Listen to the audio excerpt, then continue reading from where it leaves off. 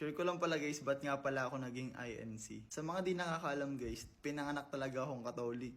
Lumaki ako sa lola ko dati, tapos si lola talaga is lapit talaga sa simbahan. Kaya ako, syempre, lapit din ako sa simbahan namin dati. Dumadalo ako sa mga pagsisimba. Hanggang sa nung napalipat naman ako sa part ng stepfather ko or sa part ni mama, kasi nga, basta ibang kwento na yun.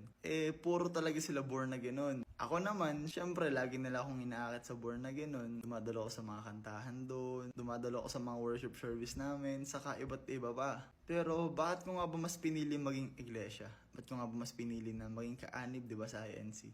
Nahikayat nila ako guys kasi nasagot nila yung mga katanungan ko. Kasi sobrang dami kong katanungan. Paano nga po ba maligtas? Ano bang kailangan kong gawin? Kasi sobrang dami nakalagay sa Bible na paano maliligtas. Pero kulang-kulang yung sagot nung Eva. Pero don't make me wrong.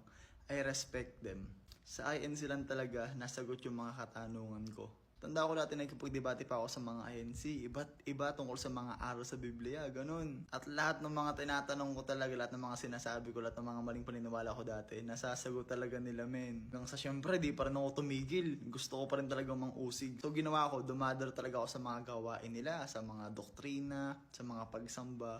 Kasi hinahanapan ko ng mali yung aral na tinuturo nila. Pero pre, wala akong nahanap na mali sa mga aral nila. Hanggang sa di ko namamalayan, binabutis mo na ako, pre. Sobrang saya ko talaga nun kasi medyo naging emotional talaga ako nung nabutis mo na ako kasi sobrang sarap sa pakiramdam pala talaga na panatag ka. Tapos, dama mong nasa tama ka. Alam mo na malulugod talaga sa'yo ang Diyos. Ayun yung reason ba't ako naging INC. Dahil gusto kong maligtas. At syempre, gusto kong makapagbigay kaluguran sa Ama.